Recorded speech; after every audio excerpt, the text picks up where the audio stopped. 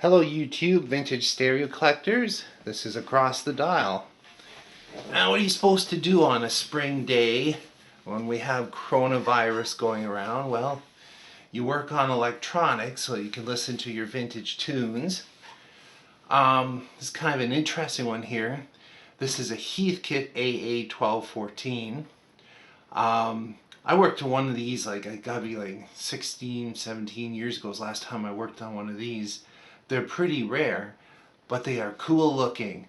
The black kind of plexiglass, the chrome buttons. It's a solid state amp. We're looking at late 60s technology. It's this one was a kit. Now what I noticed about this one is really nice soldering. Somebody really took their time to build this one, had the right iron, did things the right sequence, but there's been some subsequent work done on it that was just horrendous.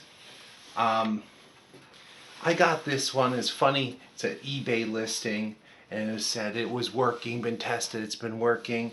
The cord had actually been cut off, so I don't know how they tested it, and the back of the fuse holder smashed off, but the price was right, really cheap. It had been discounted quite a bit. And I thought that looks like an interesting one. I actually like Kenwood and Sansui and Yamaha the best, because when I was bench tech back in the 80s, that's what I worked on. They were fairly new still, but you know, people fix things. They brought them in for service. You know, if the controls got scratchy or if they turned it up too loud at a party and blew the outputs. Well, this baby was really blown. You probably can't see it. There's two burnt resistors that literally burn right down to the leads. They're just pieces of charcoal, so I can't get them out. But what do you do when you get an amp and you can't even plug it in to test it because the cord is cut off? Well, then you got to look at it and you got to be the detective and say, all right, why did this one fail? Well, the obvious thing, you look for things that have burnt, and let's say there are two resistors, and then you think, well, output transistors would draw that kind of current.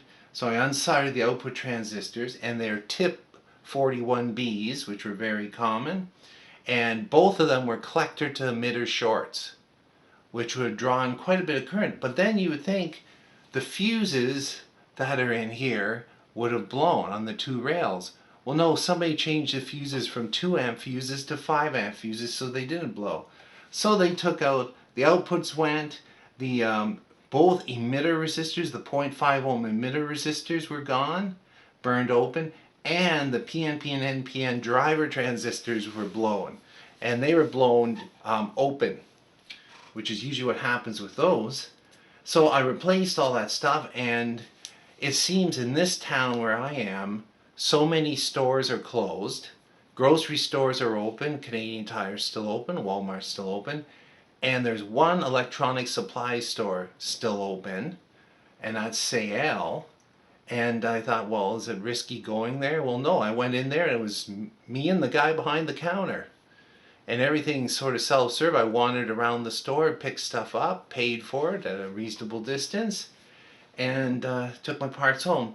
So some of the stuff I replaced before I'm going to turn it on, it had these Temple capacitors, and you can see there's right through it is already starting to blow out. Interesting enough, they're made in Mexico. There are 3 of those I've taken out, and they're actually on the capacitor tester. One of the large ones and one of the small ones, this is 5,000, this is 500, were actually completely open. So no filtering at all, which is not a good thing. So I got two 4700 50 volt capacitors, and I use a little bit of silicone glue to glue them down, because otherwise they move around a lot. You know, you don't want motion on a solder joint. So a little bit of silicone, those replace this one. But you know, as I'm working, I see there's electrolyte leaking out of this one, out of this one, out of this one. So I'm going to replace all of these old capacitors before I even turn it on. Now usually what I do is I plug things in, turn them on, and see what happens. I don't use a dim bulb tester. I don't use a Variac. never have. Been doing this a long time, and that's just my preference. I turn things on, quick see where the fault is, shut them off. If anything starts smoking, shut it off. If something's, you cannot reform, there's no way you can reform a capacitor like this. It's impossible. It is gone. And if you think you can get better performance out of them by taking them out and reforming them, just replace the capacitors. The new capacitors are actually better. They're more compact, so you get more room on the chassis, and they do seem to last. And a lot of the stuff you see now, Nishikons, Panasonic, the ones that people say, well, this is what you should buy. If you actually trace them out as to where they're manufactured now, they're manufactured in China. There's very little capacitor manufacturing outside of China and Taiwan.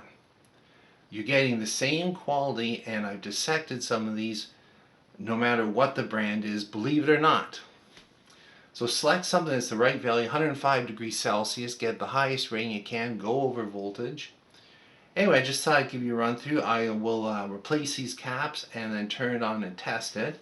And one thing I found interesting, the 0.5 ohm emitter resistors, couldn't seem to get those. And this, Seiyal is a big company. They just don't stock them anymore.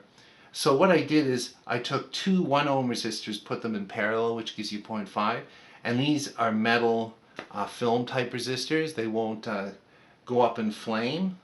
And so I'm going to get it working, and then I'm going to replace everything on this side to match. This is really critical.